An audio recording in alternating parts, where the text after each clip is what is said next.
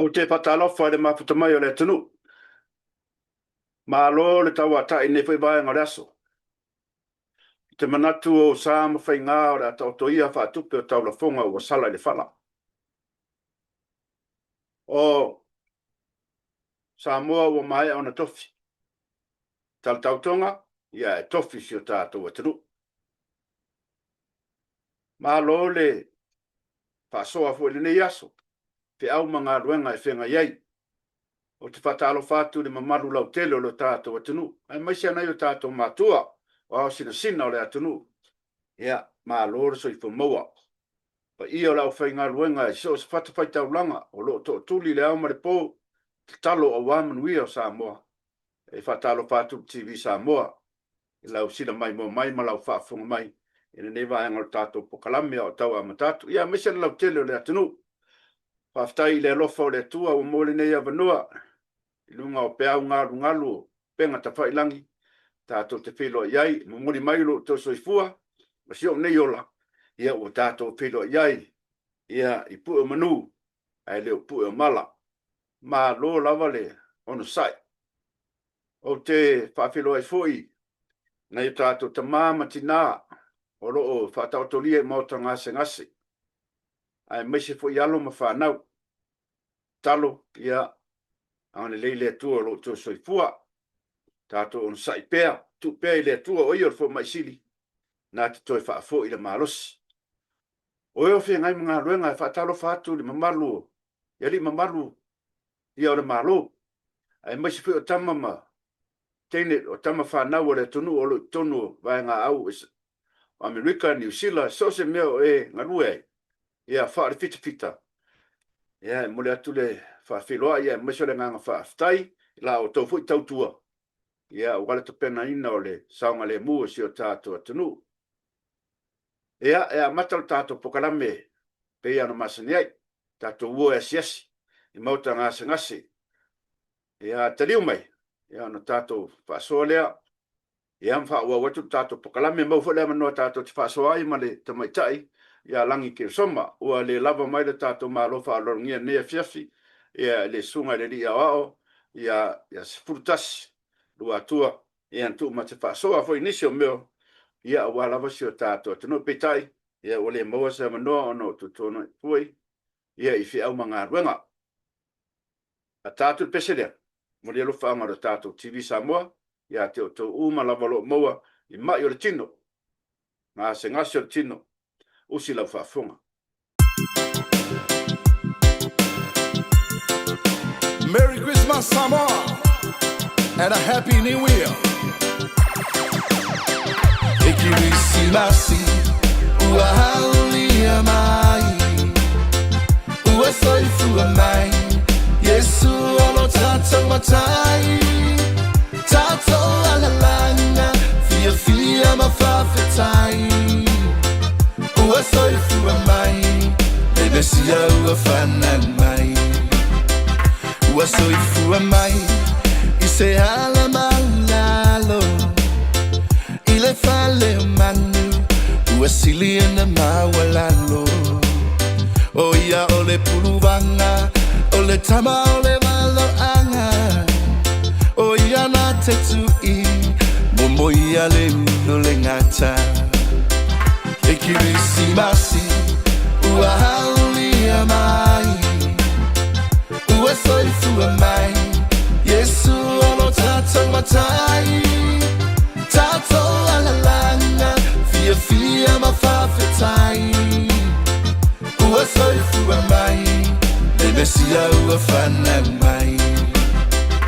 Me au makoi, nasa ili a Yesu, o me alofa uma, o le tupu i le filemu.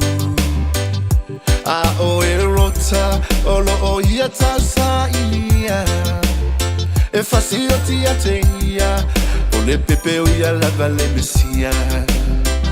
Ekirisimasi, ua hauli amai, ua soifua mai, Yesu olo tatou matai, tatou alalanga, fia mawhawhetai. ua soifua mai le mesia ua fanau mai Samboai tatou aleluia ia tatou alalanga male fia fia awa uai maota le faaola tanga tatou pepese fia fia maosana Christmas kakau pepese maosaka waka mwale sili anga wa malamba le malo anga wasu inga le amba mala le vai bangalo le file mu wa sai for mai o yesu wala la for fogo waka wale anga le faola kanga waka pua ai fangua wasa ole mama Christmas wasale la wale ele wapa ya wa kekele waka sele makangi wa mangingo akulagi le masia le ngakakali le masia le ngakakali ua haulia mai ua soifua mai Yesu ono tatou matai tatou alalanga fia fia mafafetai ua soifua mai le mesia ua fanau mai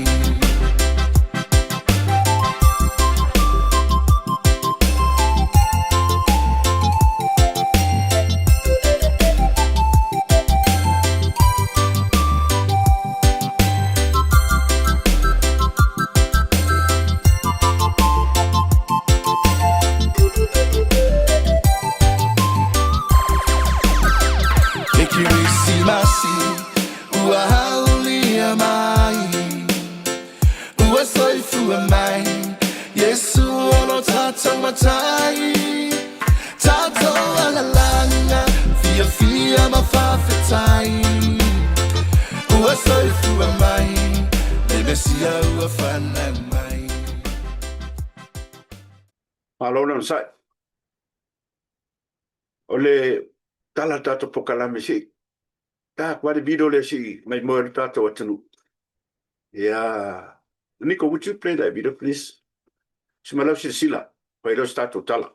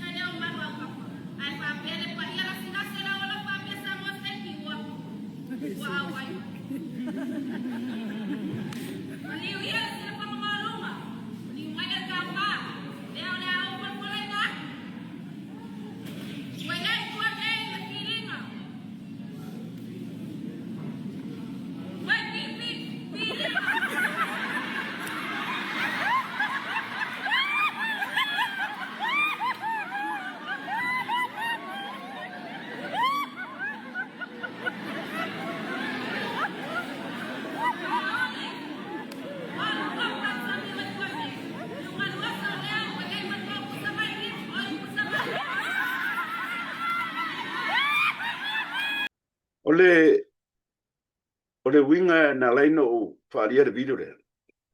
Mele nganga ko le ole nganga fisia. Ona ole tamfai le fine. Esen mana ele mai mo fo ele tnu e mes fole la taita mata matatu. Ya mo le tamaita e fola ina ya. Yo sua o tu langa fa penal to nai. Mana ele va vai o le lava fa fangu mai pele nganu o tatou. Pa ftai fo ele fine ya pole. Le alo fo in. Ia lan taleni fo ina fa so ile aso e. Por ina o le to nai. Ia na ngalo na isi me ia langa kava me le tene. Ia o me mali. Ale nganga moni ole nganga ole ai fa manatu. Fa ftai tele. Ile tamaitai ia si alo le tunu. Ile penu fa ngaloina. Ia le tu manga sa moa. Ile to o sa tala tua ile tala ina o farfono tuila ua. Tau si la fia mo lunga foi o ake foringa. Pa wale nganga o le nganga whaftai foi lea o nor wha moe matang o fie. Natu o foi e sa unoanga nisi foi o au whasal lau. Ia mo o tau si la sida foi lunga ake foringa. Ai pa wale meo te fia o ie. O le taimina whai ia na laima ia ia. Te tala ina o le farfona. Te lea foi lau le mawhau. Ia i lunga o komengi. Wa tau umalo fia mata ile paitau atu. Te le tua ia e mamalo le atunu ia tuila mamanua. Ai o te whitau tala langa mai tau tuai lungo ko mengi vele. Tasi uso mai o ia tātou e lo ta ua melona swafa moni. Ai walu na aso tau whareanga mai lungo api fōringa. I lungo o live maile e wha moe le tala ina o whatfonu. Ko le fia tau whareanga. E loa e kangaka ia kuku o mea ia. Kuku o mea ia. Ta a fia fuare mawe abile fua ile. Ka wai ngai kangaka whapenge e le whaungare ma whau. Sankalafo mengi ko mengi whapea e. Whaleanga i fuare vāo. O ngai o kako uso sae mga kako i sa mo. Ata setanga tan whaia. E wha mole anga ama wa e sisi. Whanga leuru whanga mei ba angne le whafonga le tunu. Ko ngā winga i e whaavivesi e mea. Pere lopo ai ui whaoso soa ma kuma i kua. Sau i kala i le whikaui. Sau kala i whaavadapalea. Le nganga nā e ai whaafitai le. Ia tutuila ma manua. Nā bala ulia fo i o le pare mia e maisio le ao le malo. Whionga i le whunga petalai. Ma nei le whaalolonga. Ma nei whaalolonga. Ma nei le talaina le whatfono. E maisi fuili malu leo. Ia ma le lato whaili. Ia na ave fisosoani. I le whaamoe moisa bala wina.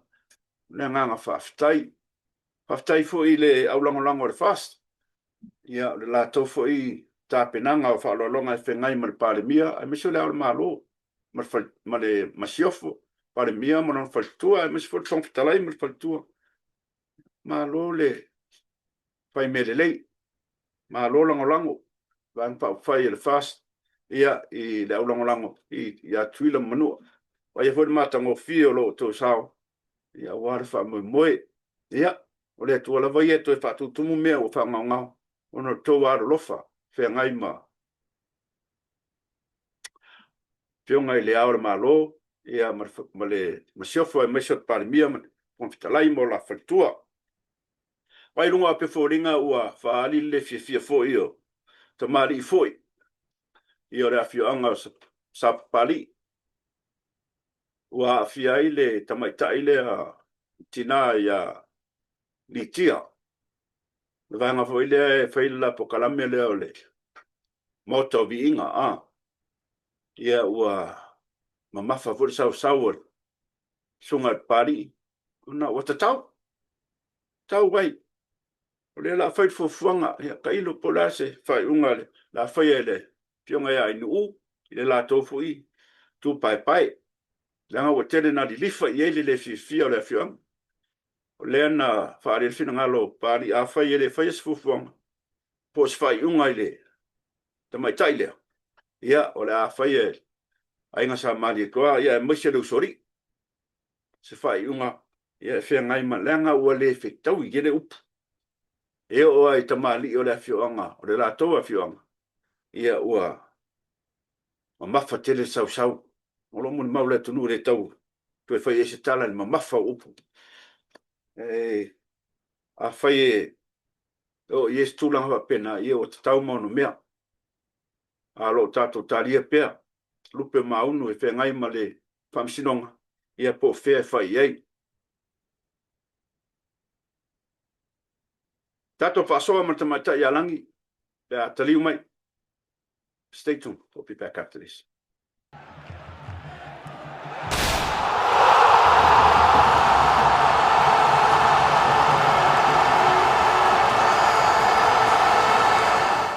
O leo mafu tamai tato malo masani. Ia o le tamai tai tustala sunia. Pionga le tausala. Ia langi kirsoma wasfa poponga. Mo oelo watunu nefe bahenga reso. Soi fumanuia i lau fionga le, tau sala langi ma lo lavar soi fumanuia ni aso. Ia, soi fumanuia tau whai ka malo wa i vi ia i le lufo le o Iova. Whangi o tātou, nei sa mōri nei tū la, ana mapisa pale tonu ma tō tau le tui. Au nei, Mana eu se sulu mata ngo fio le la pe o toi mana ona o le tawana na fisa polele mo isa trimu mo to uruti mo ya tu wai ya le fala to e tau mo le bebela ne yaso mata ngo fio me uma sa mo ne le se me pa o banga eu le foto e mo ma to aisa le me si vai asa mo ma tau stai mio na ore o ta fasoa. Langi ai faftai mo le talo tau le oa fafonga fo tato tunu. Ti ta mata mai fam sinonga langi o fa longo le oa toi lote le 10%. Ia si mai a sa no fa mo le lang. Aulele ia o lewa I lu mo le whamasinonga ia le talo sanga le vaenga whaai le HRPP e whaasanga le ofiso le loia sili ia ma le vaenga whaai le whaatuatua le atua sa mo o tasi ia o le whainga malo o le vaenga whaifuina o tau veina tu fingo o le malo le nei taimi. O le talo sanga lewa I lu mo le whamasinonga ua mana na o ia le HRPP e whaonga loa le se 4% le taimi nei. Ai mana tua ia o le 10% foi le sa va o e foi sa mo ina o mai ale panga pa lo to le o o tafi o le sola le na to a valawina I lungo fama sinonga ma o lungo mata o pune e lungo ma enga na ma foi na vala au o le vaenga mo o le sa ilia le o se aso e fai ai le ilo I lungo o ma o lungo fama sinonga ma po ma fu anga o ma fu ai no to ta sanga pa pele to pipi ia male lona lua o le sa elia le o ni whaamasino e sa whawhai e peta ua veina le mata opu le nei o le mata opu nei na wala au las whareile vai aso tona I lumo le fionga ia vui Clarence Nelson pe tai o le fesili a vui tatuine le loia le HRPP Po aila ia se le whaamasino o fina ngalo I lato e sa whaina te tau aveina I le mata opu le nei o le mafuanga le fesili a vui ona o whamasino o malawa o lumo le whamasino ngā maua lunga. Sa iai o malawa I lātou le teimi sa whina wina ai le se 4% I lumo le whamasino ngā e o lawa I lumo o le whamasino ngā toi ilo po le whamasino ngā pili. O le mafua angala le nana toi tu na toi whaasea ai le fionga ia vui le mata upu nei ina ia wala wina I lumo le fionga le whamasino sili li tai au nei.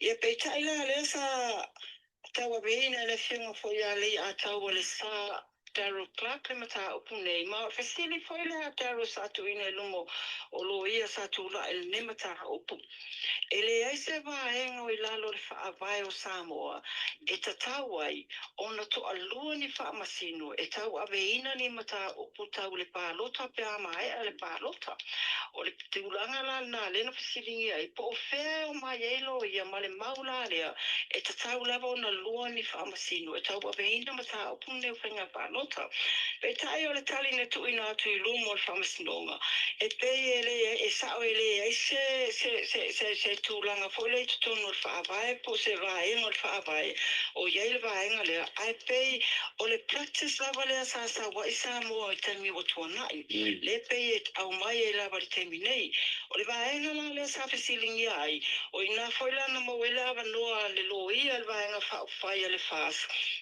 e tu ina tuaile la tau mau luma whaamasinonga lea so mua o lea wa I ai le whai unga le whaamasinonga le mata upu nei o 10% ma le taimi e te tau o na whaonga I nai o le whai unga lea le whaina toi whaamauwina ina ua whaatino le whaamasinonga apili o lea la whaatungauwina le whaamasinonga I le whai unga le whaamasinonga se ilonga lava e mai a ia pālota la iti pe a whai e mai a pālota la iti ai le to e pale mai se tamaitai ona whaato a whaongale o le 10% e peitai o le maulea au mai e le vanga whai le HRPP ua tatau loa ona whaongale se 10% le teimiri nei mana tua foi o le ua mai e le telo mata upu sa ilo ina I lumo le whamasinonga a whainga pālota to e tasi le tu malo le lo whanga solo le teimiri nei to e o le tu malo a whapālota a fale a lili lua o le vai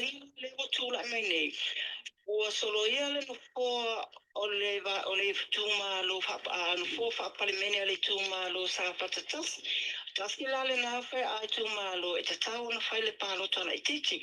Whapena foi ia i se tu malo ia o mai e ona fai ana tau whaamasinonga. O lo whatu mawina lava ia la tau tau whai pule. Se banga nai la sa whata. Ia mari tu malo whale a liritasi. Leo lo whanga soro te minei. O lo no winga na i le sila sila ale loia ale vanga whai ale whaas. Se ilonga mai ia whainga palota laiti. Ona whaato a whaonga leo le se puru pasene. Mana tu foi no mai ia le palo tole ro orua tasi ai vave whaonga ele HRPP le se furu pasene. Le na tele ia ia pisa. Na kumanela ia uari lipa sui tamaitai ai ua olo. Ia muli muli ane. Ua fitu sui tamaitai e te taona i lalo le se furu pasene la lea. Ia nai ulava an whaatau tō se tasi fo i o tina atu ai ele fitu. Ia peitai na toi ave fo le whamasilonga. Ma lela u whamaronia le whamasilonga apili. O le se fulu pasene lava ia, na o le ono sui tamaitai tono le palemene. I le temine na o le whaasui tamaitai o lo o iai.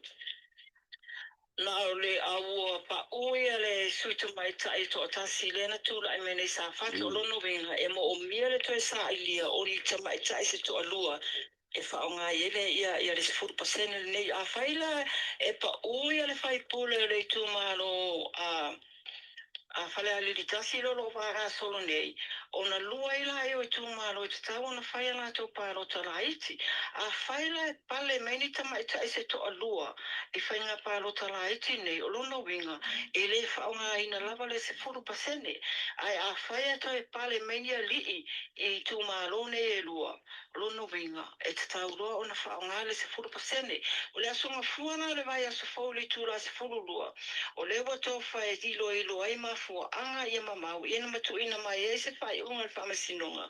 I le talo sanga le HRPP o te tau ona whaonga le se furu pasene i le taimi nei. Malo whaftai langi. Whaftai. Se i o atuala le pisiri le keisi lo whale ariri. O lea na aveltangi ale le HRPP. O whalongo le fo ua au mai le tua whale ariri. O la pisiri langi se whaise whaunanga le vanga. Saulele, o le tata tala no le patoa mai a mai o na tango fia i lumo le whamasinonga i o le talo sanga a le tūmalo whale a lilitasi. Ma tauria foi o le tūmalo le o le foi na whaile la tau whamasinonga. Peita ai o le o whamautuina i o le tūra i o le tūmau whamautuina i o le tūra me peo le fionga i a fui maono a mai a vatito. I o i le o lo tūra i mai i le tofi o le minsta o whato anga mwhainga whaiva. A o lea ua e lumo e whamasinonga le lātou talo sanga le na whaile so. E fia avea lātou ma se pāti po se intervena i le mata upu a whale a lili lua. Mata ulia foi, e na ua whaile mata upu le nei. Ua tarasanga o malilie umale na tangi ia male fo i olo o tali. E toi ave umatuana mata o popeitai. Ia o inana korosi whaamava ai e le vaenga whaopai e le HRPP matalo sanga. E avea la tonga intervena po se si foile avea ma se tasi o sui a wai o le mata o pule nei. Na watu la to mau matalia i lona ia le whamasinonga. Ai talia na i le tūranga foilea, e le tatau na toe tau whai le lato talo sanga, le mata upu a toa lava whale a lili lua. Pau le vaenga e tatau na ngā i ai le lato mata upu. O le vaenga le whapea ua toe o maari lia e toe ave i tua i o le tangi a le na tangi, i a maritali fo i maritani a le na tari. O le asola le na whaade ai lunga le whamasinonga mafuanga la o le fia iai o whale a litasi i le mata upo nei mua. E fitu i a mautus tusia ale i mwhai pule o i lunga le whamasinonga. Lona lua o le lato mau ua le eise toa file mo o le tuma lo whale a li lua. Ua omitele o na toso le mata upo. Ma ua iei foi le tūlanga foi lele ua vai ai mawhi i sese a iei le tuma lo. Una ole omi ona toso le mata o kulunga whamasinonga. E ta ina ua tuli ina ua tuli loa e whamasino i le tūlanga o Maui. O lea au atula lato o Mau, ua le ese pile e mo le tūmalo. E tai, e le ai mani lato a whaamau maunga koe lea pa autu poni evidence e prubai ua whewaiwai a i le tūmalo ono o le tūlanga le tūla i mai a whale a lili lua. E le ngata fo i lea. O le fo i lato te au mai a le tūlanga lea. O le tūlanga fo i lele o lua bea le polo kiki ma tūlanga o whewaiwai a iai i a tūmalo ma a inga peita ai o le mau le whamasinonga. O le nature lava le nā i o le polo kiki. O le me fuina e leina tau o le polo kiki. E le nā te whawaiwai a i o a inga. Io e kālesia, ai whapena fo i tūmalo. Ai le festile na tuina i whamasino i ate i lato. Ua i eise tū langa mātu i ia, ua i eini whale ua whale anga ina. Ua i eini solo te te e fo i lea te tele. E whamau ni e le tū langa o au mai i lato. Ia peitai e le ima se mau whapena na tuina atu lumo le whamasinonga. E o poe la le whina unga le whaale tamai tailo ia sa tū la i mo whale a lili tasi. E le ima whaifoi o na ia whamau ni le tūlanga le a peita e pau le tūlanga na ia abatua. A tonu o maune au mai e mori maui e tō fitu. E whesoa soani i le whamasinonga. Peita ina tā ua le whamasinonga o mau umol mata o punei ua i lumo le whamasinonga. Ai longa e toe mo o mia se isi mau e whesoa soani le whamasinonga. Ma le tūlanga na lena leiro na whaitue o mia se te mino e tō whamasino e whaile la tau whai unga.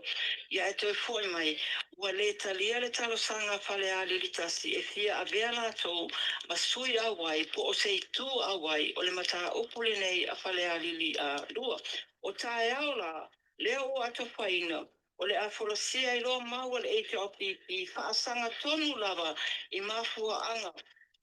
E la tau te ai, i le ave ina i tū o le talo sanga le nei, e foi la ua pula ina i lato, ina ia whaamanino le lato whinaunga, na o le ave ina i tua o mau nei, patase la ma le tūlanga le sala i le so, whapea e se lau wafe tāla, se lau wafe, na tuina atu e le na tangi le nei mata upu. O ia le na tali le nei mata upu, i le na tangi, ina ia ave i tua, ia le mata upu le nei o tae au la le o le ailo i nai, ia vaenga uma nei, o le talo sanga ai HRPP. Ma lo fa o le tele o la ua mai o tu na Samoa.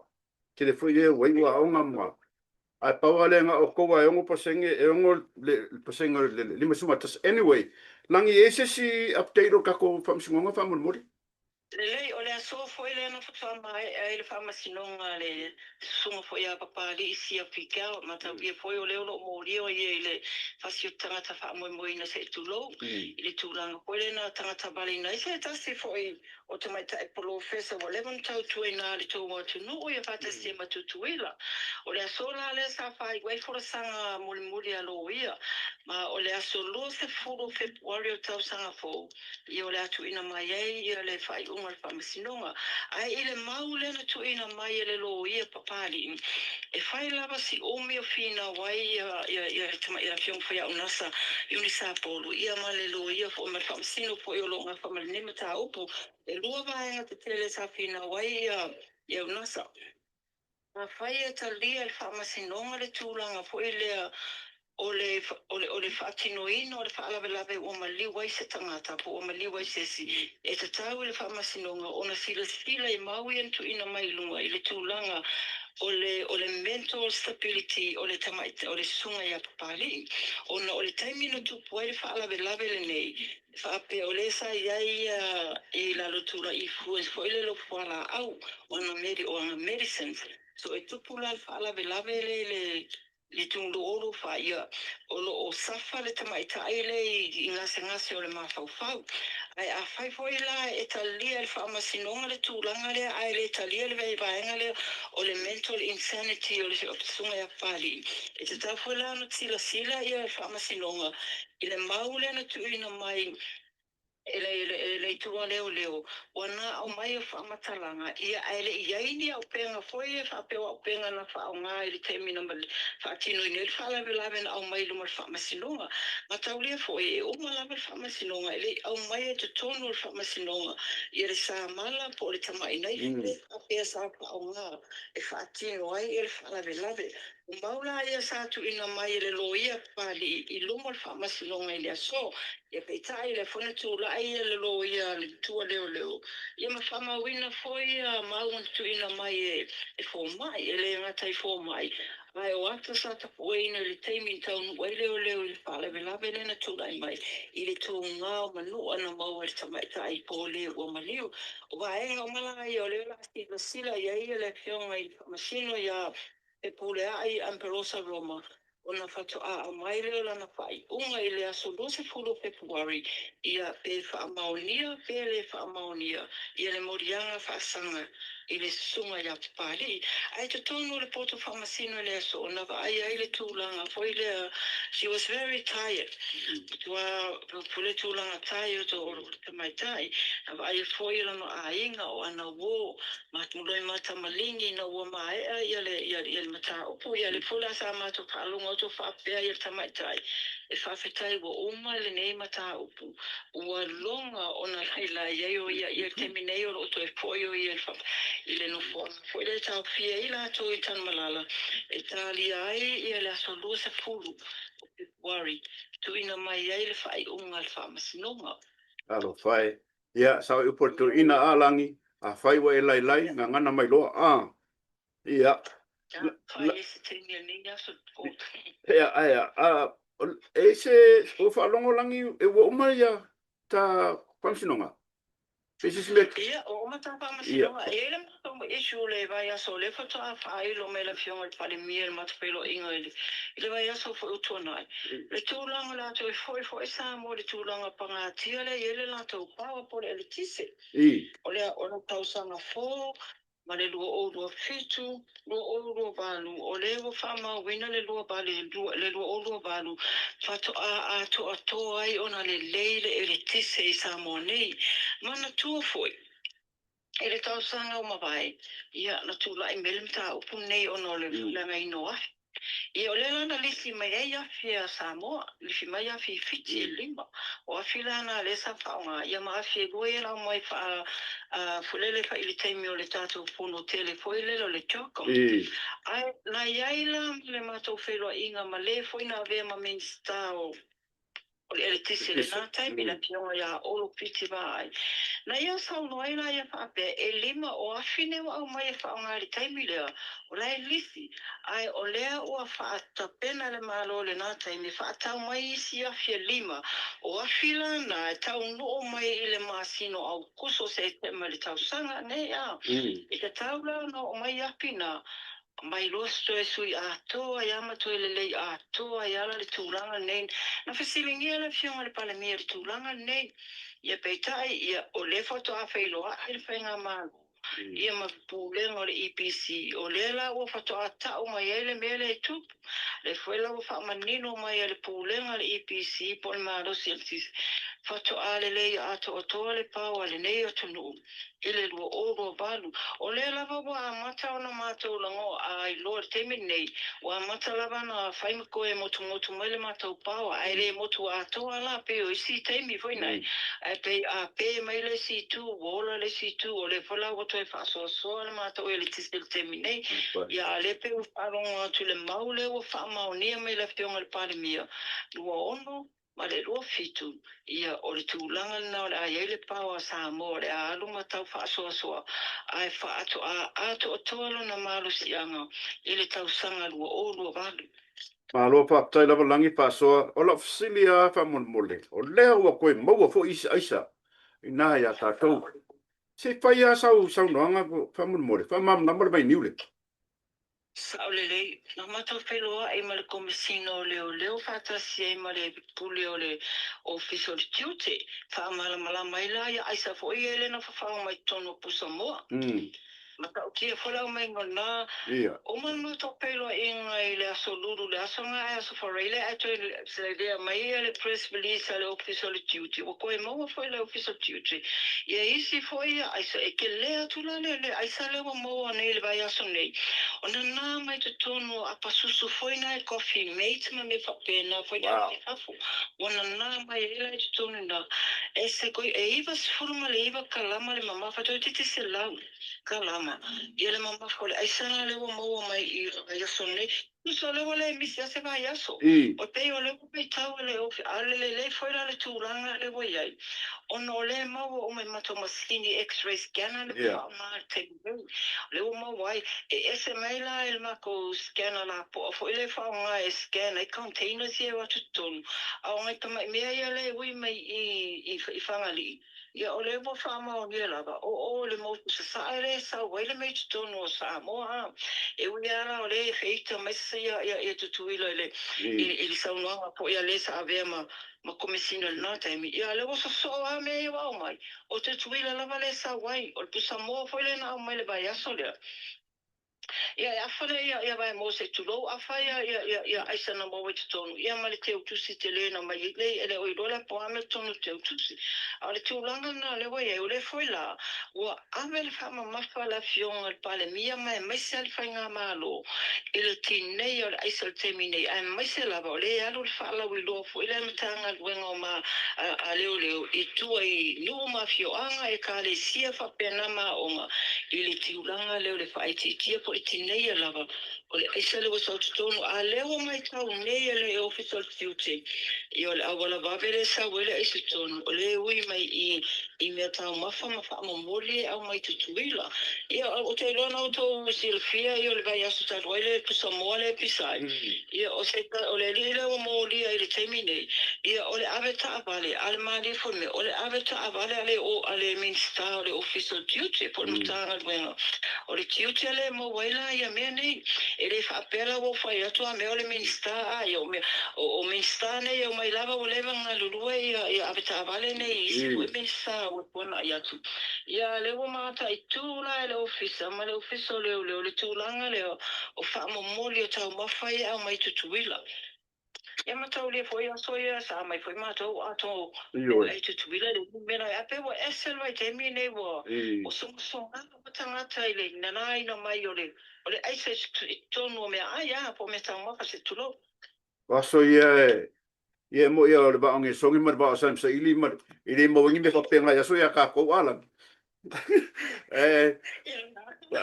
ole la ofisi fa ba ve alangi ba ngai ole wa la kulanga le wo ye le a fo so fu malo loinga si o tato o tenu ko fa le fa mai kulanga pena le mana ia o fasili o le turanga ne wa ia o le vai aso o te nei na felo ia o le minsta ia manisi foi mai intia fatasi ma manisi o le select committee o le committee fitfilia matanga wenga e tilo matoi sila turanga fa le le fa mai mana to foi totala no nga singa ia vai fa fo ni sila ma intia Kai as tamata tutonga la ale pa se ma tonga fitingo le mai le avea ia ale tangata le o male mai por tangata la ia e su ela vela tona to pa se o ai le la wo ye fu nga fauna le wo fata oto ne el tanga lo se fu malo loina male la to fainga pa ana fale mai e tolu mai initia o le amalanga mai nei ia le to telo ila to e fa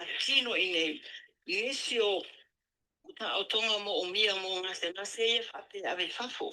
E le ngata la leo mai o fo mai, ai whapena foino au mai e mai lato mo specialist, I so se vaenga la le o aluenga pole tau tua mo tanga se ngase au fia I la, mai lato ini sinia lato te whaia whaalelei, to e whaalelei a tato masini o le anga pei o le CT scanner, o le echo o masini mo pena, terminate tui, o le eise mato siki a CT scanner, o le ukto e anga e tangata I tutui le whai mai la to scanner ma mai le poti ai le leva tu nei lava le mato CT scanner phone nei o le fala le lave e saule tangata mai sai ne fa pi ia na no fore ele umia na ia to ia ia ele se turanga ia o ini tangata nei fa tino ino le turanga la le anga mai ia lavo ele to mai le lawa mai intia ia insinia e fai le turanga le o ino tangata sa molo nga lulu ele mo tanga se na futunula ma le fa le ia ma le ai le leia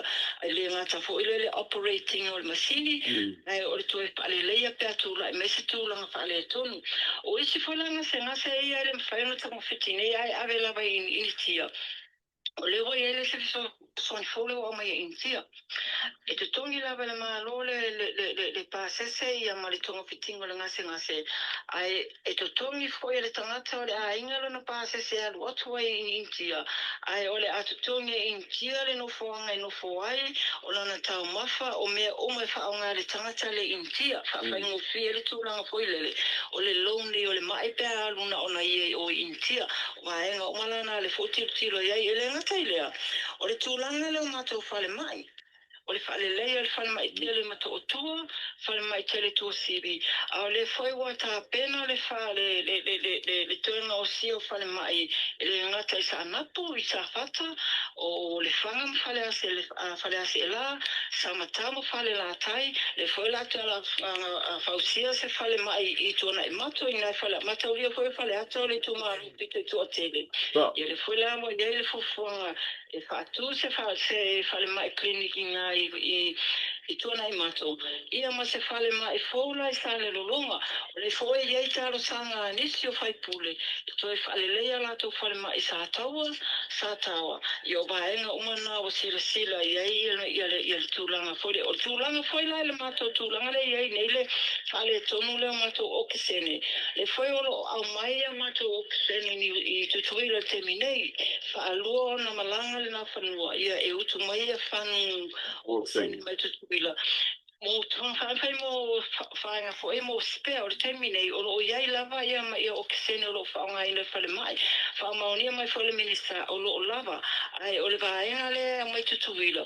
Tam poia mai e spea mai e whaale o leo ne iei ni whaala velave whaafo se e tutupu mai. Ia o lava le o kisene. Ia le fula o sila ia le ia malo New Zealand e toi whaale leia ia no whoanga ia utu ai ia le kesi nei. Le ngata lea, o le nei Samoa ia le company fiti, fui leo le Oceana Gas, le fui lawa ia le whainga pa anga ma le whainga malo, e stand by pe fisosoani, i le tūlanga leo lo ia nei le sio ki o tātou o kisene. A le tūlava ia o mātou whana au ma bai whapena i oro whapena o na tūlanga le lei e mo i o lei ei vaenga i sio kilo au maia i ale vaenga na walewa na sila i le matanga ruenga le lava lo sau i le baila au le temi nei a lo iai lava baila au mawhala au ele o maua o le ili mautanga sengase po le whale tala vai am to otua a le o maua i tua i whale tala vai fo ia private. Alo whaftai langi ono tātou taimi whaftai lava mafuta mai. Nā tū whamaliena whaut whafonga si o tātou atinu. Te tonu tau te whelua i fo i le vai aso fau langi ro whengai fo i whamisinonga nei aso. Ai whaftai lava langi le mafuta mai. Tātou whelua i le vai aso fau langi? Ia, toi fua. Toi fua whaftai. Whaftai.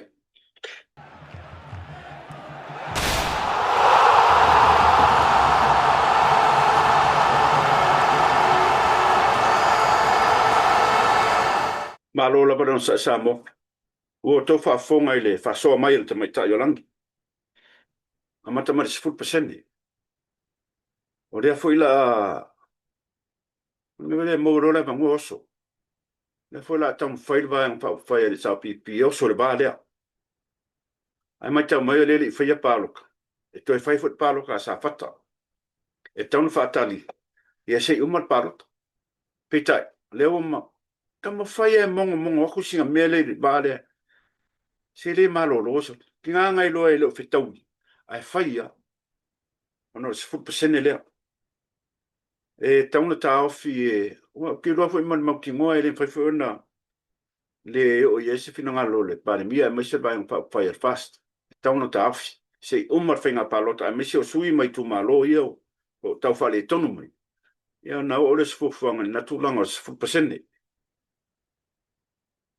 Ole paria fote mai ta ia langi le o koe mai a tato mai ngase mai pum se vai e fai la ko CT scan i Amerika Samoa ono ia so fa fengo fi o male per ka ko CT scan vele io pum lo vinga la tala le fa persona ngalang e le umilava na trainer singa ia na ia tātu tangata. Na alu lea toi foile. Lo wina ele o lava le, lo wina ele o lava le le silafia e faatino ele vaega fua le anga o le kako scan yo isa mo fanma anga fo ia singa lo ke lo kama se me o le winga nga lo famtalanga wa mo miese me fo me fo lua e kausanga kanunga mai le o malipe o te fitala no le aisa Samoa wow so aso ro mo pe me le waf o te fia faftai le official duty a mese for me star o duty ona ole lava toa lava pale ia a mese for ta penanga e fengai ma mea talo sia ia ave pe fa pe ma lor matala faftai tau tua tato tunu a mese for le fisa leo I leo lo fai ma come sina o leo ne vai tau ma lo faftai ma lo ngā nui tolo pulo wa leo wa maua a mea ia talo sia ia ave pe fa pe tau fai alo fai si o tato o tunu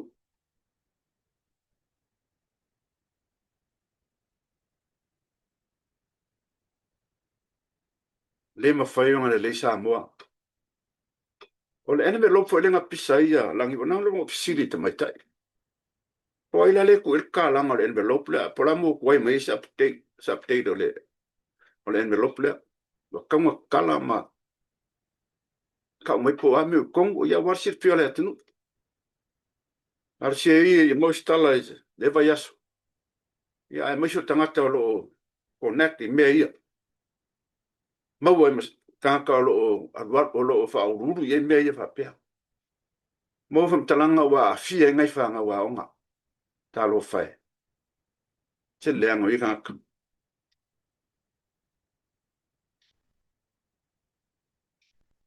ka professor ule me fa sa ya on fa wa le tato po kalam stay tuned we shall return. Bye.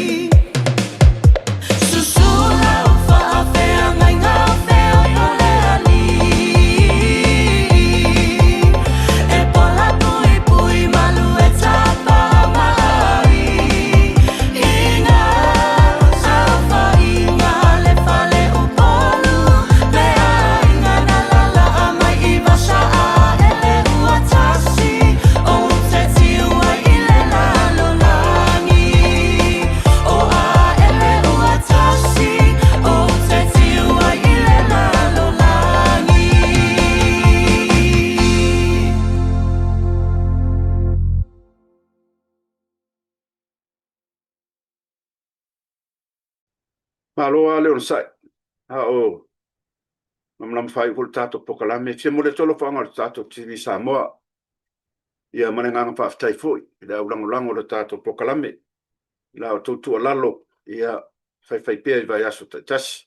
Fa ftai foi fa manatu, fa ftai tu lalo. Ia wala war fa le atilo le tato pokalame. Atalo fa atu le uso ia lata. Lata ia o neta. Mo le tolo fa ngal tato TV Samoa.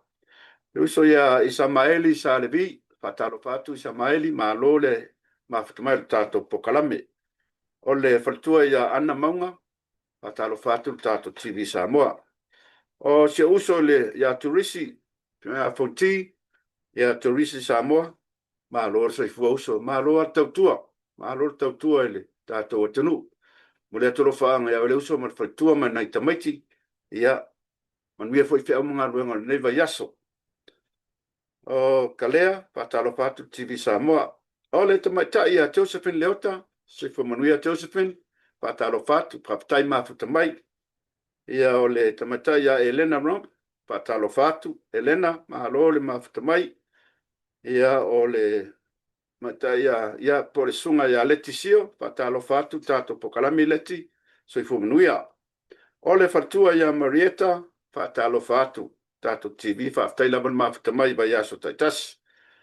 O le sunga ia nua usala, ropati whatalo fatu TV Samoa.